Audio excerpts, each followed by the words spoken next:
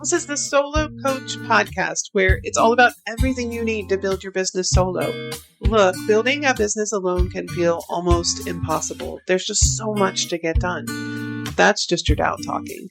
I'm Michelle Sarah, and I'm here to talk you through building a one-woman coaching business from the ground up. I'm talking marketing, time-saving systems, AI shortcuts, client attraction, energy, and belief, all to help you find your way, no matter your age, stage, or starting point.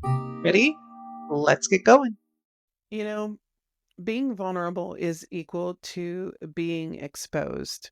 At least in my highly empathic, introverted world, it is. And being exposed is never good, right? Not to my mind. At least that's what I told myself for years. My trauma-addled brain couldn't see vulnerability differently until I began to build a business. For me, vulnerability felt dangerous, like something I might not come back from. The act was a risk that didn't feel safe to take. Do you know what I mean? However, in business, being vulnerable can be liberating. When you see it as a strength, not a risk, it frees you, and it will attract your people. You know, if being vulnerable feels dangerous to you, that's your inner chimp talking. I've talked about this before with mind management. You know, the chimp, the computer, and the human. The three, in a very simplistic version, the three aspects of your brain. The chimp is the part of your brain in charge of survival, and it can never allow you to be vulnerable. Your chimp cannot be rational, so you have to calm it and nurture it to get past it, kind of like the guard at the gate. So the next time your inner chimp starts to throw branches and rocks at the harsh comment you received under your latest video, just imagine hugging your chimp, right? And whisper, "It's okay. We're safe." Seriously. It might sound funny and weird, but give it a try. It's a proven technique in mind management. Mind management is a crucial skill to gain when building a business. Starting a business dredges up fears, doubts, and worries that can derail you and prevent your success. Going through the motions of marketing and business growth can trigger feelings of not being good enough, not being worthy, and just plain less than. On top of all of that, you're supposed to be candid. Open up about yourself and share aspects of your life you may not have ever shared before. Now, it's not to say that you have to do that, but, that's what we see in social media, isn't it, right? Business is the greatest personal development journey you will ever take, most likely. The journey can help you experience vulnerability as liberating, a show of strength and inner power, and a tool for incredible impact. Vulnerability is your bridge to every person in the world who needs you. It can be the golden thread that grabs your soon-to-be clients, pulling them into your world. And it can be the thing that makes you stand apart in a sea of competition. Vulnerability shows that you're real, a real human, with a fierce strength to risk your heart hurting in front of others. Human connection will always outperform any marketing strategy 10 times over. Some of history's most beloved leaders knew the power of vulnerability. They backed it with incredible strength. Take Eleanor Roosevelt as an example. She was very open about her insecurities and struggles as the First Lady. She spoke about this publicly and shared her deepest doubts in her writing. She wrote candidly about her insecurities around her looks, and she struggled to fit into society's expectations of her time. In a 1940 column, she wrote about her struggles with public speaking. She feared being judged and not meeting others' expectations. Sound familiar? Sure does to me. Oh, how little we change. In publicly expressing her deepest fears and doubts, she became relatable, right? Now I can relate to this woman from a long time ago, and people loved her for it. If you're vulnerable, you aren't taking a scary risk. You're letting people see a part of themselves in you so they can relate to you. Then they are no longer alone. We need more heart-centered, relatable leaders in the world, those who care enough to expose their truest selves as a breadcrumb trail for the rest of us to follow. The more relatable you are, the more people talk about you. And the more they talk about you, the more visible you and your business become. I know. It feels uncomfortable, and certainly as we age, as we get older, we may feel less confident in our looks. We doubt whether anyone will want to listen or whether we'll just become more and more invisible. If you're an older woman starting a business, don't see vulnerability as a risk. Don't fear visibility either. They are sisters, vulnerability and visibility. If ever there were two forces conditioned by society to be kept apart and out of the public eye, they would be called vulnerability and visibility. Like sisters, each holds a unique power that is strengthened through their bond. Together, they have the potential to transform how we show up in the world.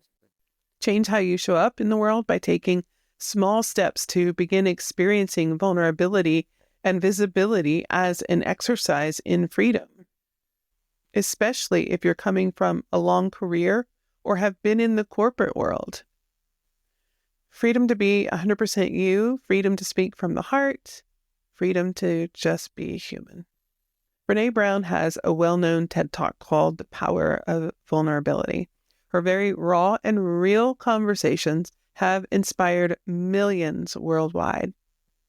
She points out that vulnerability is the human experience. It creates meaning and connection. Let's be honest. A polished facade can feel safe, yeah. But we miss the real you. We can't connect with you because you aren't flawed like me. And when it comes to you versus your competitor, I'm going to choose the one I can connect with every time. So choose. Who will you be? What power will you tap into? Which will you lead with? Fear or fierceness? Fear is the antithesis of growth, or the mind killer. One of my favorite movies, by the way. It keeps you locked away, small, and never truly seen. Fear whispers that being vulnerable equals being weak and unprofessional. In truth, it's one of the strongest expressions of leadership that you can offer. So ditch the fear. From this point forward, I want you to see vulnerability as a strategic tool that builds relatability and meaning in a connection-anemic world. When you are vulnerable, your clients will be too. It will lead to a deeper transformation. When you are vulnerable, you dispel myths of shame. When you are vulnerable, you open the door for others to experience the same liberation. So here are 3 steps you can take today to build a resonant business through vulnerability and visibility. Step 1, start with self-reflection. Small steps can help. Reflect on what you're afraid to share. This can ease you into vulnerability with your people. Look for women who have openly shared the same fears throughout history. Journal about past experiences where being vulnerable led to positive outcomes. I once had a woman share with me, whom I was talking to this about. Actually, we were coaching each other. It was part of a training program we were in around this very topic. And she asked if she could share a story with me about social media because I was really resisting being more visible on social media. In my mind, as I said, in my trauma-addled brain, that was unsafe, because why would you share personal stuff on social media for the world to see, right? So she shared the story with me about having lost her daughter when she was very small. Family took her, and she searched and searched and searched and could not find her. She did not have the means to find her. And she continued to look and always did. But it wasn't until Facebook was alive and well and ingrained in all of our lives that a young teenager reached out to her many years later, and it was her daughter. She was able to find her through Facebook. That story was so profound to me because it showed a positive outcome with something that I had equated to something negative and fearful. Step 2, share your story. Maya Angelou shared her traumatic experiences to connect with people. Her stories and poetry gave rise to a powerful, deeply resonating voice for civil rights. She empowered others to find strength in their stories. Story holds power. Share yours and know that someone else will hear it and relate. Your words will comfort them. They may feel empowered to act and create the change they want.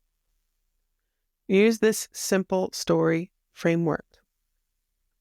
The event, so the incident, time, or memory. The fear, the underlying fear that you never told anyone about. The pit, that deep, dark moment, right, where you were rock bottom. The rise, the catalyst to keep going, change something, or not give up. The slip, so we all fall back down at different points in time. And then the victory, the lesson, the success, the positive outcome, and the incredible understanding. Step 3, show up as you are. Drop the professional hat. Be real, raw, down to earth. Have real, raw, down to earth conversations. Start having conversations meant for the sofa, not the podium. Show your greatest strength, vulnerability. Perfect is never real, and helping another person requires us to be brave and exposed. As women in business, we have the power to make the act of being vulnerable a liberating force. Bring the two sisters, vulnerability and visibility, into your business. Your business will become stronger, more successful, and rooted in the real you. That's the one we're all waiting for.